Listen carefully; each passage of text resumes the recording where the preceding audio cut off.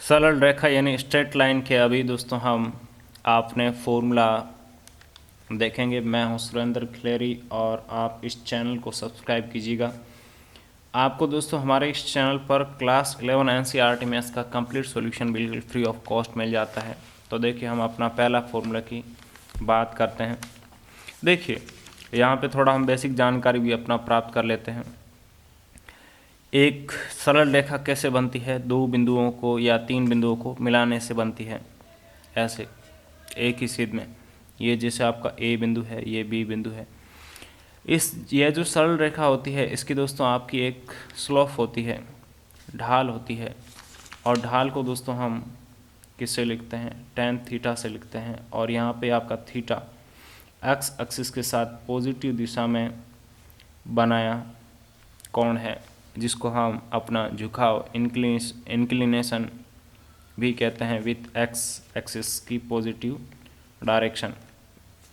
Okay, अब बात करते हैं दोस्तों इसके समीकरण की, और पहले ढाल की बात कर लेते हैं।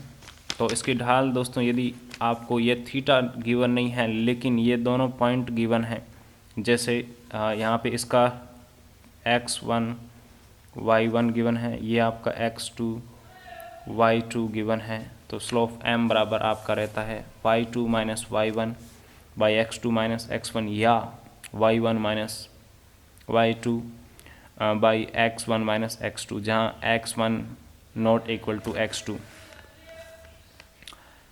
तो यहाँ पर देखिए ये वाला कोण वाली बात कर ली, इसने थीटा को क्या लिया है? अल्फ़ा लिया है।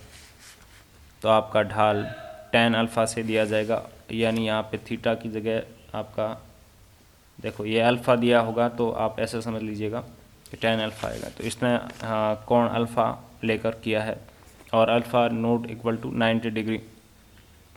ओके, अब देखिए यहाँ पर दो रेखाओं की बात कर लेते हैं। M1 और M2 ढालों वाली रेखाओं L1 और L2 के बीच का न्यून कोण थीटा मान लिया हो, तो यहाँ पे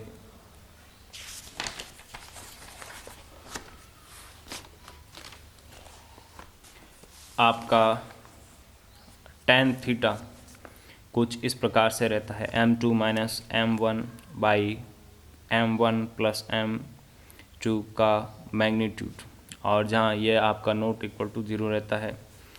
दो रेखाएं समांतर होती है यदि और केवल यदि उनकी ढाल समान है, यानी जैसे हमको दो रेखाएं दे रखी है दोस्तों, ये दो रेखाएं हैं, ऐसा समझिए, इसकी ढाल आपकी M1 है, इसकी M2 है। ये समांतर की कंडीशन क्या रहेगी? इन दोनों की ढाल आपकी यानी स्लोप क्या रहेगी? इक्वल टू रहेगी। ठीक इसी प्रकार से परपेंडिकुलर होने की कंडीशन क्या है? उनकी स्लोप का मल्टीप्लिकेशन -1 होना चाहिए। जैसे मैं लिख के दिखाऊँ यहाँ पे आपको, पूरा हर एक चीज़ हम लिख के समझते हैं। M1 है, इसका आपका M2 है, तो इसका कंडीशन क्या रहेगा परपेंडिकुलर होने का? इनके स्लोप का जब हम मल्टीप्लाई करेंगे तो ये इक्वल टू -1 रहना चाहिए। ओके, और तीन बिंदु सरे होते हैं यदि और केवल यदि ए बी की स्लोप, यानी ऐसा समझ लीजिए, पूरा हर एक बात समझ के करते हैं। ए बी सी ये आपके तीन बिंदु दे रखे हैं, तो ये आपके सरें कब कहलाएंगे? जब ए बी की स्लोप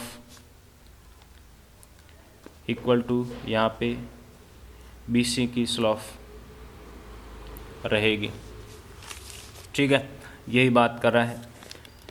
अब देख लीजिए यहाँ पर आपका एक्स एक्सिस से ए दूरी पर स्थित क्षैतिज रेखा का समीकरण, वाई एक्सिस से यह समीकरण। ठीक है, आगे देख लीजिए, वीडियो पॉज करके पढ़ लीजिए। हम यहाँ आ जाते हैं, रेखा की समीकरण की बात कर लेते हैं। देखो आपको एक स्थिर बिंदु दे रखा है और उसकी ढाल दे रखी है,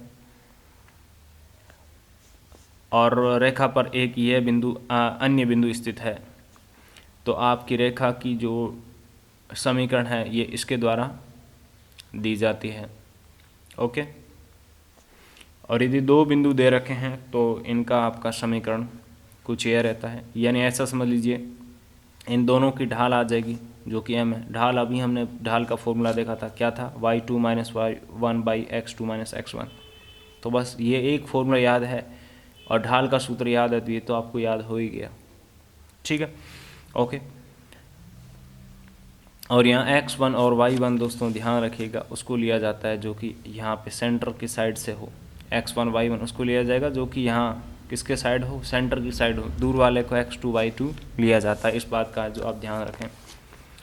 और दोस्तों यदि आपको अंतःखंड दे रखा है y अंतःखंड, तो उसका समीकरण कुछ ये रहता है, और x अंतःखंड के लिए ये समीकरण रहता है।